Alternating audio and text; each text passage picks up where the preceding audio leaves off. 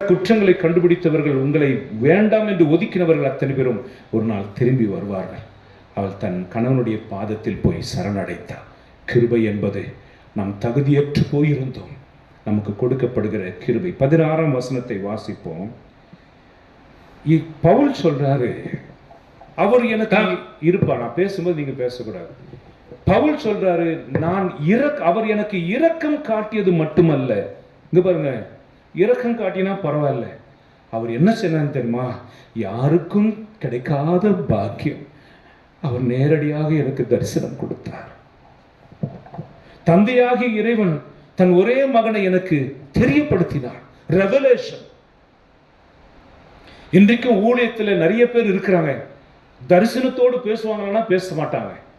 அவங்க வாயில் வந்ததுதான் சொல்லுவாங்க, அவங்களுக்கு தெரிஞ்சதை சொல்லுவாங்க. அந்த மக்கள் எந்த நிலையில் இருக்கான்னு கூட அவங்களுக்கு தெரியாது, அவங்க மட்டும் சொல்லுவாங்க. ஒரு நாள் ஒரு ஊழியர் ஒரு அவனுடைய மனைவியா கூட்டிட்டு என்ன சொல்லுவாங்க, அது கெஸ்ட் ஹவுஸ் தெரியுமா? கெஸ்ட் ஹவுஸ் தனியாக இருக்கும். மாதத்துக்கு ஒரு முறை அவங்க வந்து போவாங்களாம், சந்தோஷமாக இருந்துட்டு சாயந்தரம் போவாங்க. அப்போ ஒரு நாள் அவர்களோடு ஒரு குருவானவரும் வந்தாராம். போயிட்டு இந்த வீட்டெல்லாம் ஜெபிச்சுட்டு அல்லேலூயா பாடி ஆவியானோட பாடி தீர்த்தம் தெளிச்சுட்டு வெளியில் வந்தாராம் சாமியார். சாமியார் கையில் அவங்க ஒரு கவரை கொடுத்துட்டு ரொம்ப நன்றி சாமின்னு அவங்க உள்ளே போயிட்டாங்க. அந்த வாட்ச்மேன் தாத்தா இருந்தார் இல்லையா, சாமியை கூப்பிட்டாங்க. வாங்க சாமி, ஸ்தோத்திரம் சாமி. என்ன சாமி?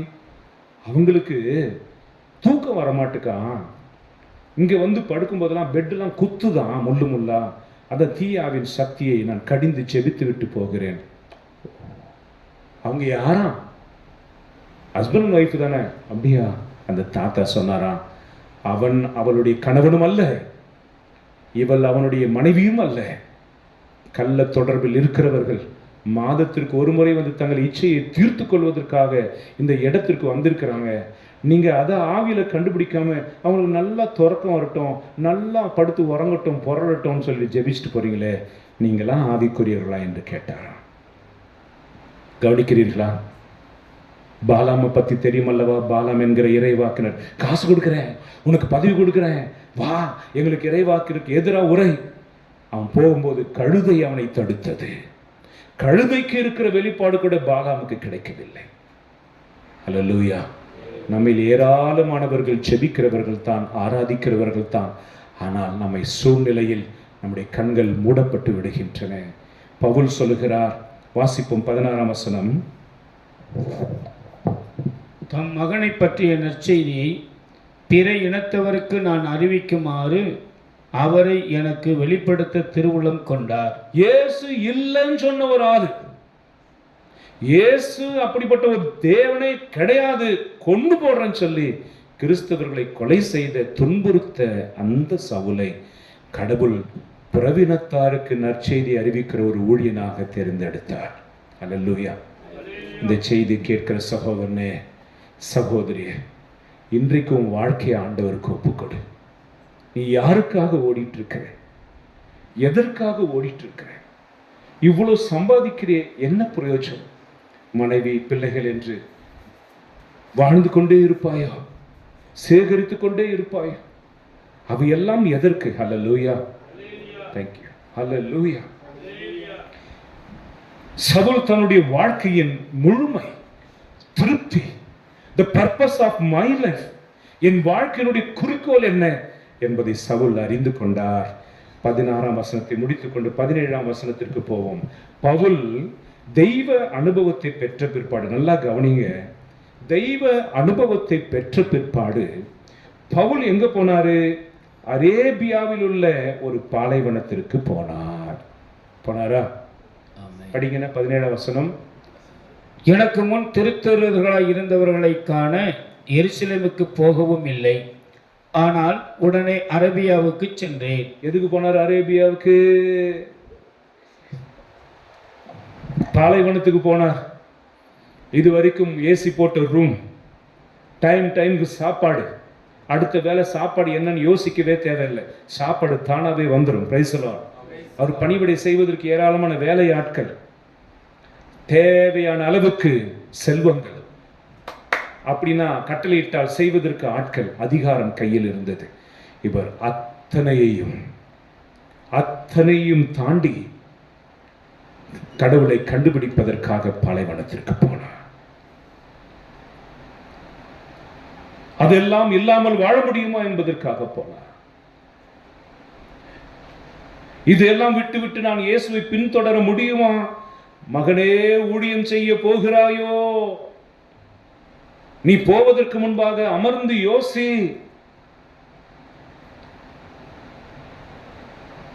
யுத்தத்துக்கு போறியா? ஏசப்பா சொன்னார், உட்கார்ந்து யோசி. உங்ககிட்ட 10,000 பேர், எதிராளிங்க 20,000 பேர் இருந்தா சமாதானம் செஞ்சுக்கோ.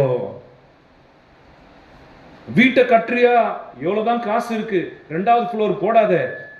ஓட்டு வீடு போதும், எக்ஸ்ட்ரா வந்த கடன் வந்துடும், பாதியில கட்டி அப்புறம் நிற்கும். உட்கார்ந்து யோசி. எழுதி வச்சுக்கோங்க. கிறிஸ்துவ வாழ்க்கைக்கு meditation is important. Very very very very important meditation. Who am I? நான் எங்கே இருக்கிறேன்? யாரும் வளர்ந்துட்டேன்னு நினைச்சிடாதீங்க. முக்கியமா ஊழியர்கள் வளர்ந்துட்டேன்னு நினைச்சிடாதீங்க. உங்களுக்கு பாலைவனத்திற்கு நீங்கள் போகாவிட்டாலும் நீங்கள் இருக்கிற இடத்திலேயே பாலைவனம் போன்ற சூழ்நிலைகளை ஆண்டவர் உருவாக்குவார். சே ஹல்லேலூயா. ஹல்லேலூயா. ஐயா, அண்ணா புரியுதான செய்தி? உள்ள போதா? பாலைவனம் போன்ற ஒரு சூழ்நிலை உருவாக்குவார். கண்ணு கெட்டிய தூரம் வரைக்கும் உனக்கு நெருக்கமானவர்கள் யாரும் இருக்க மாட்டார்கள். நீ விரும்பிய உணவு உனக்கு கிடைக்காது. ஹோட்டல்ல சாப்பிட்டுட்டு கிடப்ப, இல்ல நீயே சமைச்சு சாப்பிட்டுட்டு கிடப்ப. தேவையில்லாத குற்றம் சுமத்தப்படுவாய். அருகிலிருந்து உன்னை அன்பு செய்கிறவர்கள் யாரும் இருக்க மாட்டார்கள். இவையெல்லாம் பாலைவன அனுபவம். மத்தேயு சுவிசேஷம் 4ஆம் அதிகாரத்தில் இயேசு பாலைவனத்திற்கு பரிசுத்த ஆவியால் அழைத்து செல்லப்பட்டார் சோதிக்கப்படும்படி என்று 4:1 லூக்கா 4:1 சொல்லுகிறது. உங்களை பாலைவனத்திற்கு அழைத்து செல்வது பரிசுத்த ஆவியானவர். அல்லேலூயா. ஹல்லேலூயா. எதற்காக? நீ சாதாரண மனுஷனாக, சாதாரண ஒரு பெண்மணியாக இருந்தால் பரவாயில்லை. உங்களை ஆண்டவர் ஊழியத்திற்காக தெரிஞ்சு வச்சிருக்கிறார். உங்களை ஊழியத்திற்காக தாயின் கருவிலே தெரிந்து வச்சிருக்கிறார். 4 வார்த்தை சொல்ல தெரிஞ்சவங்க ஊழியர்கள் கிடையாது. தெய்வ அனுபவத்தை பகிர்கிறவர்கள் ஊழியர்கள். நான் சொல்றது புரிகிறதா? இந்த பைபிளை ஒரு 3 வருஷம் படிச்சவங்க கூட போதிக்கிறாங்க. 1 வருஷம் பைபிளை படிக்கிறவங்க கொட்டேஷனா போதிக்கிறாங்க. அது பிரீச்சிங் அல்ல, அது வேறு டீச்சிங். போதனை என்பது பரிசுத்த ஆவியால் தூண்டப்பட்டு கடவுள் யார் என்பதை அனுபவித்து சொல்லுவது போதனை. அந்த போதனையில் தான் ஆத்மங்கள் ரட்சிக்கப்படும். இந்த டீச்சிங்ல அவர்களை போஷித்துக் கொள்வார்கள். பொய்யான இறைவாக்கினர்கள் ஆண்டவருடைய வார்த்தை சொல்லி தங்களை போஷித்துக் கொள்வார்கள். வசனம் சொல்கிறது, அவர் அரேபியா என்ற பாலைவனத்திற்கு போனார். To find out oneself. தம்பி எல்லாம் மிலிட்டரியில் இருக்கான்னு வச்சுங்களேன். இங்கே இருக்கும்போது கோயில், குளம், பாட்டு, பூசை அப்படின்னு இருக்கும். சூழ்நிலை நல்லா இருக்கும், நல்லா இருந்தோம். அங்கே போனோன்னே அதெல்லாம் எதுவும் இல்லை. அங்கே ஒரு மாதிரி இருக்குன்னு வச்சுங்களேன். அதுதான் உன்னுடைய original. You can find out there what you are. இங்கே இருந்தது சூழ்நிலை உன்னை நடத்தியது, அங்கே நீ உன்னை நடத்துகிறாய். அதுதான் உன்னுடைய ஒரிஜினல். அப்போ தம்பி என்ன பண்ணணும்? வந்த நாட்களில், இங்கே இருக்கிற நாட்களில் வல்லமையெல்லாம் பெற்றுக்கிட்டு அங்கே போய் வாழணும். பாலைவனத்துக்கு போகும்போது ஒட்டகம் என்ன பண்ணுமா? தண்ணியை குடிச்சு குடிச்சு குடிச்சு குடிச்சு நிறைச்சு அந்த மூட்டை மாதிரி இருக்கும்போது முதுகில் அதில் சேர்த்து வச்சுக்குமா. பாலைவனத்தை கடக்கிற வரைக்கும் அது அந்த தண்ணீரை பயன்படுத்துவது போல நீங்கள் வல்லமையால் நிறைக்க வேணும். பாலைவன அனுபவம். சாப்பாடு இல்லாமல், தண்ணி இல்லாமல், பேசக்கூட ஆள் இல்லாமல், அன்பு செய்யக்கூட ஆள் இல்லாமல் அனாதையா நிற்கிறியே, அது கடவுளுடைய திட்டத்தின் ஒரு பாகம். Praise the Lord. Praise the Lord. சவுலுக்கு ஆண்டவர் அப்படி போன்னு சொன்னாரெல்லாம் தெரியல, அனுப்பினார். ஆவிக்குள் உங்களை பலப்படுத்த நினைத்திருக்கிறவர்கள் நீங்கள் எப்பொழுது மக்களோடு சேர்ந்து இருக்கிறீர்கள் அல்லவா, அனுபவத்திற்கு போக முடியாது. Set apart. ஆண்டவர் ஒதுக்கி வச்சாரா, நீயும் உன்னை ஒதுக்கி தியானத்திற்கு செல், தபசு செய். நீங்கள் வாழ்கிற சூழ்நிலையிலேயே உங்களை தாழ்த்தி கொள்வதற்குரிய சூழ்நிலைகள் வரும், தாழ்த்தி கொள்ளுங்கள். உங்களுக்கு எரிச்சல் மூட்டுகிற சமயங்கள் வரும், எரிச்சல் மூட்டுவார்கள், பொறுத்துக் கொள்ளுங்கள். உங்களை தற்கொலை எண்ணுக்கு தூண்டுவார்கள், செத்துறாதே, பொறுத்துக்கொள். ஏனெனில் அந்த அனுபவத்தை கடவுளை அனுமதிக்கிறார். Praise the Lord. 18வது வசனம் முக்கியமான வசனம். அவர் 15 நாட்கள் பேதுருவோடு இருந்தார். ஆவியில் அபிஷேகம் பெற்ற பவுல், எனக்கு ஆண்டவர் இயேசப்பா நேரடியா வந்துட்டார், நான் யார் பேச்சையும் கேட்கணும்னு அவசியம் இல்லை, I know Christ, I know the Holy Spirit. அப்படி போல தாழ்ச்சியோடு பேதுரு, அவர் தான் திருச்சபையினுடைய தலைவர் இல்லையா, அவர்கிட்ட போய் 15 நாட்கள் அமர்ந்திருந்து கற்றுக்கொண்டார். You learn to live in a community. நீ எவ்வளவுதான் அபிஷேகிக்கப்பட்டு இருந்தாலும் உனக்கு கொடுக்கப்பட்ட உன் முன்னோர்களுக்கு பணிந்து நட. பேதுருவோடு மீன் பிடிக்கிறவருங்க, படிப்பறிவு இல்லாதவர், இவர் சட்டத்தை கரைச்சு குடிச்சவர், கமாலியல் என்கிறவரிடத்தில் பாடம் கற்றவர் பவுல். ஆனா அங்க போய் பேதுருடைய தலைமையின் கீழ் 15 நாட்கள் இருந்து ஆண்டவரை பற்றி தெரிந்து கொண்டார். நீங்கள் இருக்கும் இடத்திலேயே நீங்கள் தேவனை கண்டுபிடிக்கலாம். ஆனால் இயேசுவின் திரு இல்லத்திற்கு வாருங்கள் என்று ஏன் சொல்கிறோம்? நீங்கள் அறியாத சத்தியங்களை, அனுபவத்தை இங்கே பெறுவதற்காக. ஹல்லேலூயா. இப்ப நான் இன்னைக்கு சொன்ன செய்தி எவ்வளவு பெருசு தெரியுமா? பாலைவன அனுபவம்.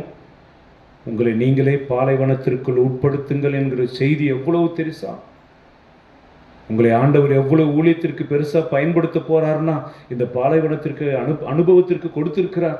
ஆகவே உங்கள் பலிப்பிடத்தில் இனி மனைவி யாரும் இல்லை, ஊழியம் அதெல்லாம் சேர்ந்து வந்துடும். காசு பணம் உறவுகள் எல்லாம் நீ ஆண்டவருக்குள்ள வந்துட்டனா எல்லாம் சேர்ந்து வந்துடும். நல்லா கவனிக்கிறியா? நீ வந்துட்டனா அந்த ஆண்டவர் அங்க பேசுவார். நீ வந்துட்டனா செல்வங்கள் சேர்ந்து வரும். நீ அரை குறையா இருந்தா ஒன்றும் இல்லை, முழுசா வந்துரு. அவர் பேதுருவினிடத்தில் தன்னை தாழ்த்தி ஒப்பு கொடுத்தார். 19ஆம் வசனம். அது மட்டுமல்ல, இயேசுவினுடைய அங்காளி பங்காளி 4 பேர் இருந்தாங்க. அதுல ஒருத்தர் தான் யாக்கோபு, ஜேம்ஸ் என்று அழைக்கப்படுகிறவர். அவரோடு அவர் பவுல் இருந்தார். உங்க அண்ணன் எப்படி? உங்க அண்ணன் எப்படி? விளையாடும் போது என்ன பண்ணுவார்? பொய் சொல்லுவாரா? சாப்பிடும்போது எல்லாத்தையும் கொட்டிக்குவாரா? இல்லைன்னா உங்களுக்கு ஊட்டி விடுவாரா? இயேசுவை பற்றி தம்பிக்கிட்ட விசாரிக்கிறார். எப்படி ஆடை உடுத்தும் போது எல்லாரும் பெருமையா பேசணும்னு நல்ல சிறப்பான ஆடை உடுத்துவாரா? பெண்களோடு அவர் எப்படி இருப்பார்? எல்லாத்தையும் சீடர்களோடு இருக்கும்போது அது மினிஸ்ட்ரி. வீட்டில் அவர் எப்படி இருந்தார் கவனிக்கிறீங்களா? ஏசப்பா வீட்டில் எப்படி இருந்தார்? ஒரு போதகரா, ஒரு கடவுளா இருந்தவர் எப்படி வாழ்ந்தார்? சிம்பிளா இருந்தார்ப்பா. அவரு அலுமினிய தட்டு தான். நாங்களாம் சாப்பிட்ட பிற்பாடு தான் அவர் சாப்பிடுவார். எங்களுக்கெல்லாம் பிடிச்ச ட்ரெஸ் எடுத்த பிற்பாடு தான் அவர் போட்டுக்குவார். பிரைசலா. நாங்கள் திட்டும், அவர் அமைதியாக இருப்பார். ஆனால் தனியாக ஜெபிப்பார். இயேசுவை பற்றி பேதுரு எல்லாம் 3 வருஷம் தான் தெரிஞ்சுக்கிட்டாங்க. இயேசுனுடைய சகோதரர்களோ அவர் பிறப்பிலிருந்தே அவர் எப்படி இருந்தார் கத்துக்கிட்டார். யார் கத்துக்கிட்டா? பவுல்.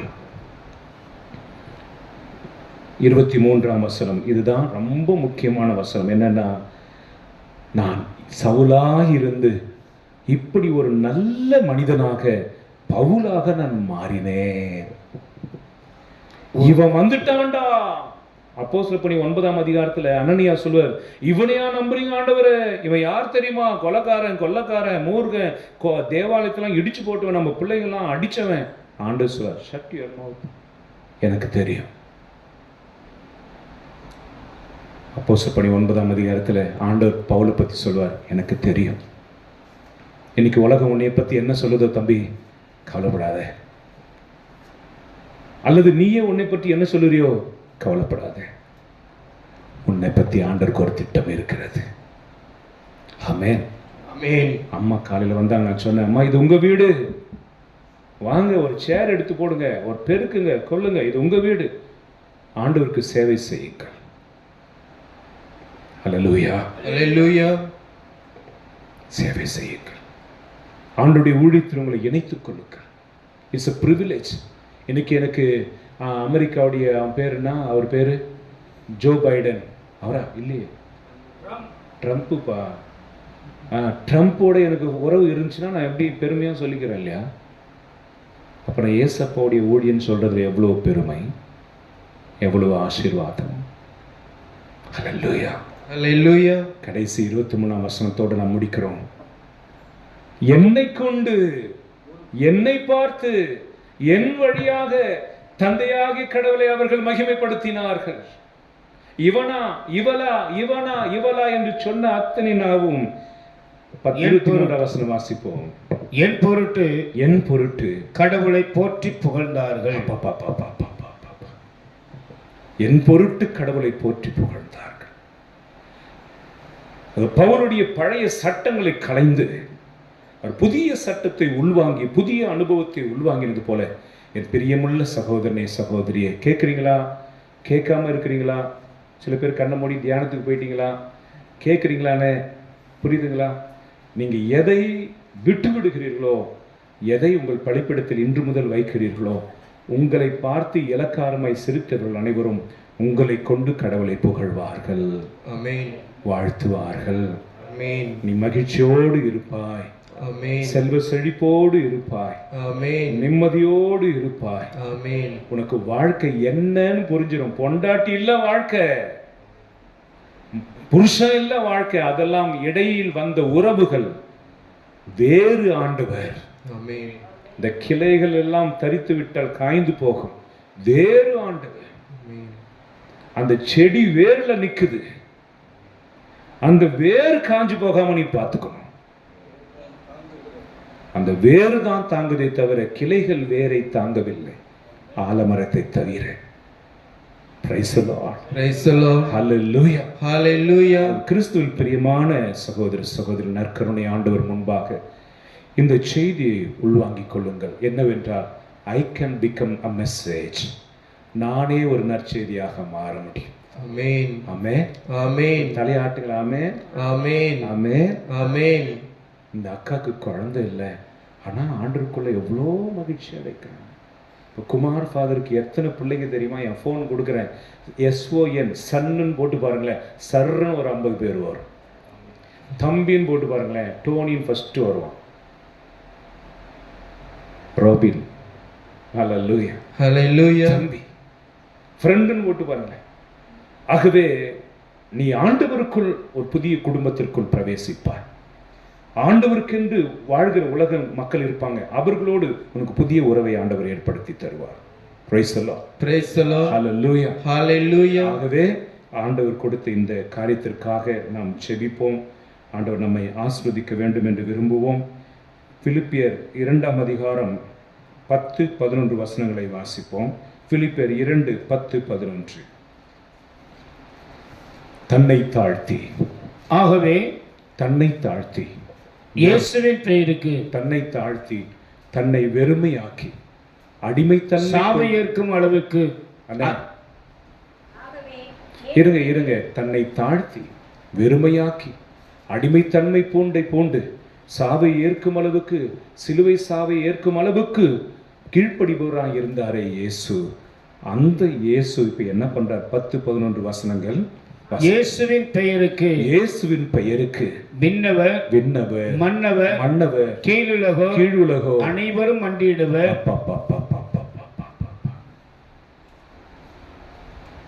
இன்னைக்கு இயேசு கிறிஸ்து உலகம் முழுவதும் இரட்சகராக அறியப்படுகிறார் என்றால் அவர் செய்த அற்புதத்தினால் அல்ல, அவர் செய்த அதிசயங்களால் அல்ல, அவர் கொண்டிருந்த சீடர்களால் அல்ல, அவர் ஒரு யூதர் என்பதால் அல்ல, மிகப்பெரிய போதகர் என்பதனால் அல்ல. வசனம் சொல்கிறது, கீழ்ப்படிந்திருந்ததினாலே, தன்னை வெறுமையாக்கினதினாலே, கடவுள் தன்மையில் விளங்கியிருந்தும் தன்னை தாழ்த்தியதனாலே. சவுல் குதிரையிலிருந்து கீழே விழ போகும்போதே தாட்சியை கற்றுக்கொண்டார். பாலைவனத்தில் போய் இன்னும் தன்னை ஒருத்து தாட்சியாய் இருப்பது என்ன? டிட்டாச்மெண்ட். இங்கிலீஷ்ல சொல்லுவாங்க. அட்டாச்மெண்ட்னா எல்லாத்தையும் சார்ந்து இருப்பது, டிட்டாச்மெண்ட் இருந்தா எல்லாம் இருக்கும், அதை சாராமல் இருப்பது டிட்டாச்மெண்ட். கணவன் மனைவி பிள்ளைகள் வீடு உறவு சொத்து எல்லாம் இருக்கும், நீ அதுக்காக வாழ மாட்டே. டிட்டாச்மெண்ட். ஹல்லேலூயா. ஹல்லேலூயா. தொடர்ந்து வாசிப்போம். தந்தையாம் கடவுளின் மாட்சிக்காக இயேசு கிறிஸ்து ஆண்டவர் என எல்லா நாவுமே அறிக்கையிடும். ஹல்லேலூயா. ஹல்லேலூயா. இந்த ஒரு வசனத்தை அப்படியே குறித்து வச்சுட்டிங்கன்னா ஒரு கிளாரிட்டி வரும். என்னன்னா, இன்னைக்கு ஊழியம் நடக்குது, சில இடங்களில் அழிக்கிறார்கள், கொல்லுகிறார்கள். ஆனால் வசனம் என்ன சொல்கிறது? தந்தையாகி கடவுளுடைய மகிமைக்காக எல்லா நாவுகளும் இயேசுவே ஆண்டவர் என்று சொல்லும். ஆமென். ஹல்லேலூயா. Hallelujah. அந்த சொல்ல வைக்கிற ஊழியத்துல நம்ம ஏற்கனவே இருக்கிறோம். Amen. இது புரிஞ்சுச்சா? என்னடா ஜனங்களே வரலன்னா எப்படி வருவாங்க? எப்போ வருவாங்க? தொடர்ந்து 2 மாடு இருக்கு வண்டியில. ஒரு மாடு நல்லா குடுக்குடுன்னு ஓடுது, இன்னொன்று நான் ஓட மாட்டேன்னு சொல்லுது. ஒரு வண்டி இருக்கு, 2 சக்கரம் இருக்கு, ஒரு சக்கரம் நல்லா இருக்கு, இன்னொன்று உடைஞ்சு போயிருக்கு, சின்னதா இருக்கு. வண்டி முன்னாடி போகுமா? இப்படியே சுத்திட்டு இருக்கோம். பெரிய வீல், இங்க சின்ன வீல், இப்படியே தான் சுத்தும். முன்னாடி போகுமா? போகாது. அதுதான் நம்முடைய வாழ்க்கையில் நடப்பது. நாம் 2 மனதுடையவர்களாக இருக்கிறோம்.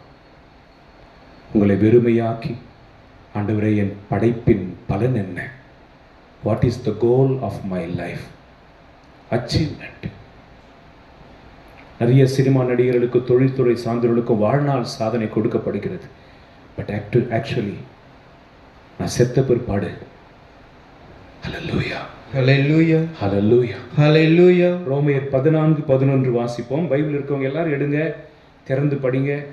உங்களுக்கு அந்த வசனம் கிடைச்சதுன்னா திறந்து சொல்லுங்க. ரோமையர் 14:11. மைக்கில் இருந்தால் பரவாயில்ல, மைக் இல்லைன்னா சத்தமாக படிங்க.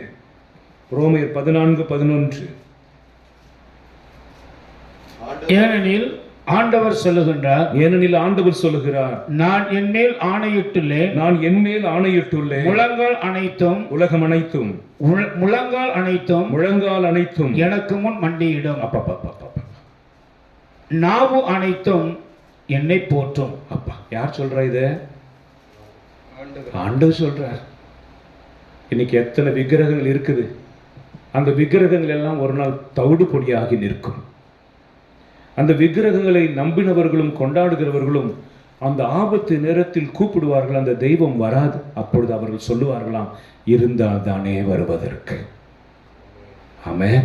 Amen. உருவாக்கப்பட்டவைகள் தானே. அப்பொழுது சிலைகளை உருவாக்கியவர்கள் வெட்கி நாணி போவார்களாம்.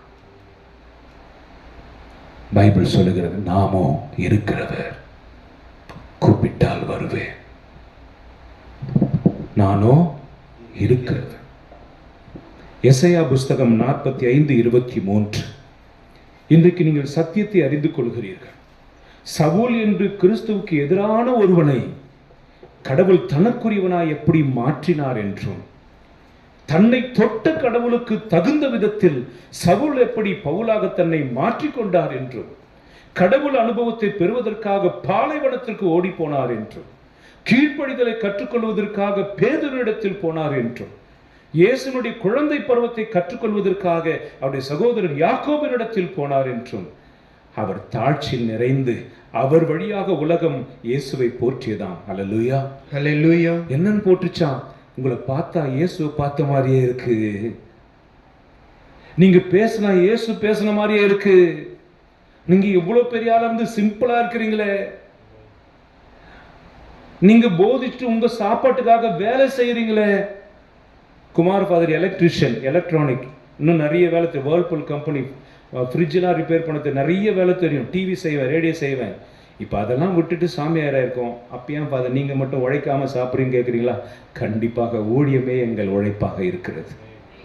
ஹல்லேலூயா. Hallelujah. கடந்த 2 மாதமாக இங்கேயே இருந்து ஜெபித்தேன். ஆனால் இந்த கம்யூனிட்டி நடத்துவதற்கு வருமானம் போதவில்லை. ஆகவே ஆண்டவரிடத்தில் சொல்லிவிட்டு சென்னைக்கு 2 நாள், தூத்துக்குடி 1 நாள், கூத்தங்குழி 1 நாள், வள்ளியூருக்கு 1 நாள், அதுக்கப்புறம் இந்த புளியங்குடிக்கு 1 நாள், நாளைக்கு நாட்டாங்குளம், அதன் பிற்பாடு தொடர்ச்சியான ஊழியம் இருக்கிறது.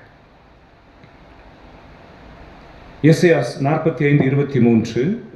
நான் என்மேல் ஆணையிட்டுள்ளேன், என் வாயினின்று நீதி நிறை வாக்கு புறப்பட்டு சென்றது, அது வீணாக திரும்பி வராது, முழங்கால் அனைத்தும் எனக்கு முன் மண்டியிடும், நான் அனைத்தும் என்மேல் ஆணையிடும். இதெல்லாம் குறித்து வச்சுக்கோங்க. ஆண்டவர் கடைசியில் வெற்றி பெறுவார். நம் தடம்புரண்டு போகாமலும் தடம்புரண்டு போனவர்களை சத்தியத்திற்குள் கொண்டு வருகிற போராட்டம் தான். இன்னைக்கு இதே நேரத்தில் இந்த குரு படுத்து தூங்கி கொண்டு இருக்கலாம். ஒரு குரு வந்து கத்திக்கிட்டு இருக்காங்க அப்படின்னா அவரை இயக்குகிற ஆவி ஒன்று, அவரை ஆட்கொண்ட தெய்வத்திற்கு பிரமாணிக்கமாக இருக்க வேண்டும் என்று துடிக்கிற ஒரு குருவினுடைய துடிப்பு. அவரை சொல்லணும், நாம் அனுபவிக்கிறதை மற்றவர்களும் அறிந்து கொள்ள வேண்டும் என்று சொல்லுகிற வார்த்தையாகவே ரோமேயர் 14:11, எஸ்ஐயாஸ் 45:23, பிலிப்பியர் 2:10-11 எல்லாமே முழங்கால்கள் முடங்கும், எல்லா நாவுகளும் இயேசு ஆண்டவர் என்று அறிக்கையிடும். தர்சன கிரந்தம் 5:13, திருவெளிப்பாடு 5:13.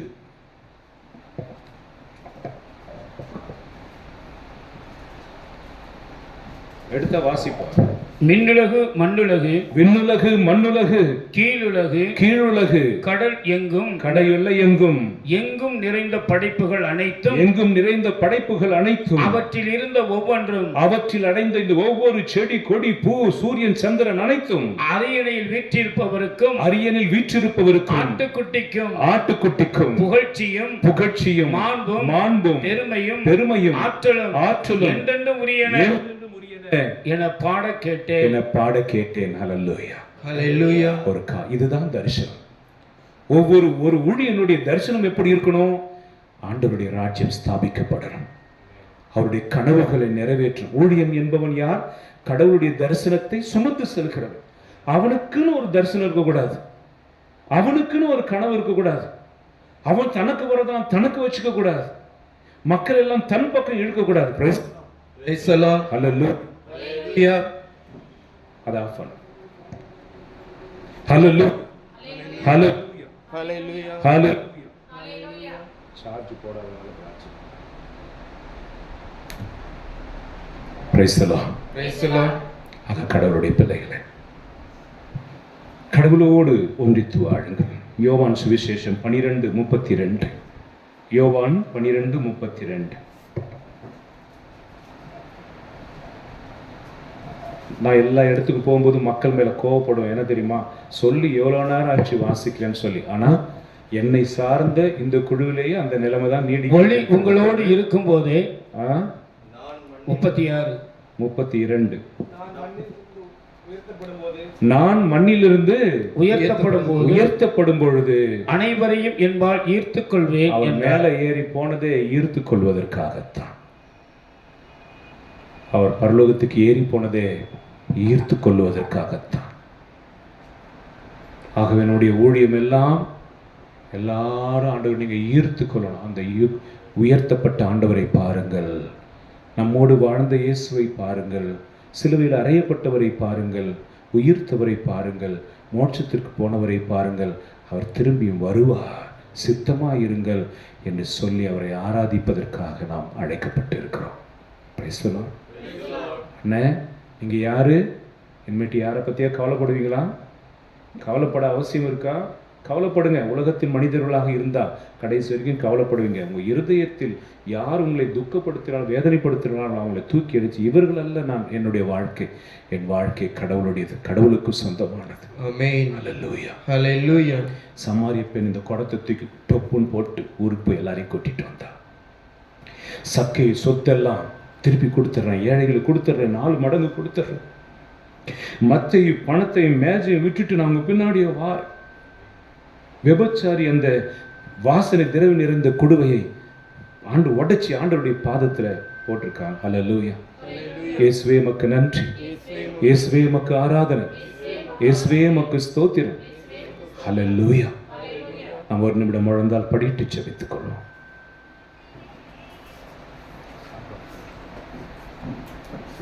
முழந்தால் படியிட்டு ஜெபிப்போம். புனித இன்னாசியார் இல்லையா, இக்னேசியஸ், அவர் இதை தான் சொல்லுவார்.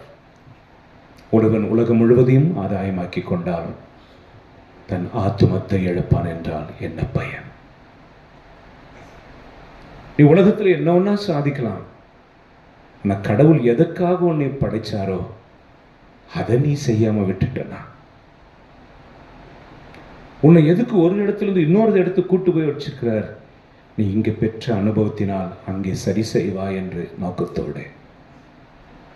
உன் பெயர் சவுல் அல்ல, பவுல். இன்னைக்கு உன் பெயரை மாத்திக்க. நான் எவனுக்கோ யாருக்கோ சொந்தமானவன் அல்ல, நான் கிறிஸ்துவுக்கு சொந்தமானவன். I belong to Christ. I am for Christ. My everything is for Christ. நான் கடவுளுக்காக, என்னில் இருப்பதெல்லாம் கடவுளுக்காக, என்னுடையதெல்லாம் அவருக்காக. அப்படி நீங்க உறுதி எடுத்தாதான் உங்கள் உடல் உறுப்புகளை கூட நீங்கள் பாவத்திற்கு கையளிக்க பயப்படுவீர்கள். நான் என்னுடையவன் அல்ல, என்னுடையது எதுவும் என்னுடையது அல்ல, எனக்குள்ளதெல்லாம் அவருக்குரியது. I am with a purpose. நான் ஒரு குறிப்பிட்ட நோக்கத்திற்காக படைக்கப்பட்டிருக்கிறேன், குறிப்பிட்ட நோக்கத்திற்காக வாழ்ந்து கொண்டிருக்கிறேன், குறிப்பிட்ட இலக்கை நோக்கி ஓடிக்கொண்டிருக்கிறேன். பவுல் சொன்னார், அந்த இலக்கை நான் ஓடி முடித்து விட்டேன், ஜீவ கிரீடத்தை பெறுவதற்காக காத்திருக்கிறேன். Not as a soldier, not as the officer, not as a educated man of Jew. ஒரு படை தளபதியாகவோ படித்தவனாகவோ செல்வந்தனான சவுலாக அல்ல, கிறிஸ்துவை அறிந்த பவுலாக என் ஓட்டத்தை நான் முடித்து விட்டேன். உலகத்தில் வாழ்வதனால் நீங்கள் இதையெல்லாம் பொறுப்பில் இருக்க வேண்டாம் என்று சொல்லவில்லை, எல்லாம் நீங்கள் இருப்பீர்கள். ஆனால் அதைவிட உங்களை படைத்த கடவுளுடைய ஊழியத்தை தாங்குங்கள், உங்களுடைய பர்பஸ் ஆஃப் லைஃபை கண்டுபிடியுங்கள், இயேசுக்கு உங்களுடைய வாழ்க்கையை அர்ப்பணிங்கள். கடவுள் உங்களை ஆசீர்வதிப்பாராக. ஆமென். மாண்புயரிவருள்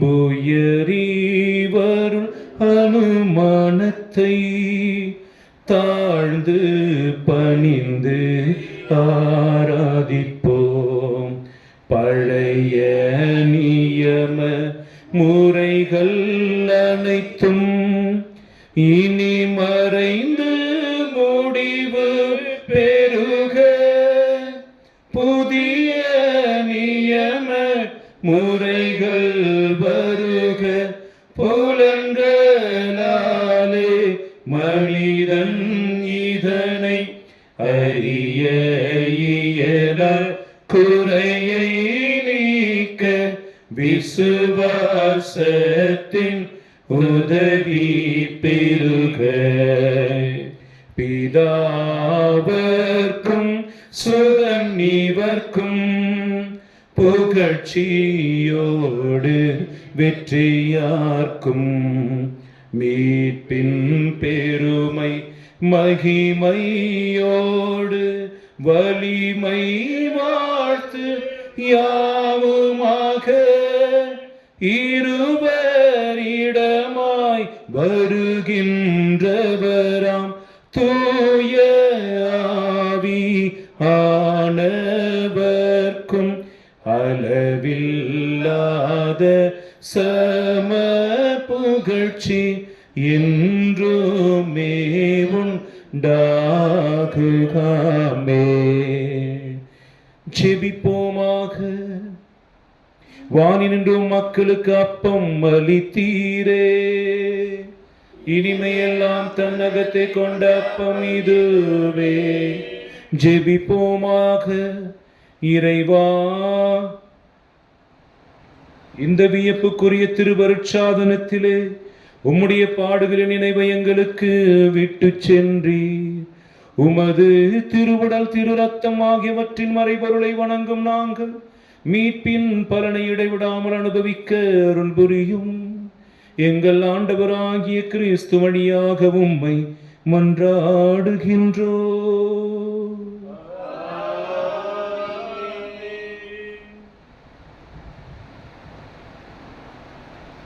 எல்லாம் வல்ல இறைவன் தந்தை, மகன், தூய ஆவியானவர் உங்களை ஆசீர்வதிப்பாராக.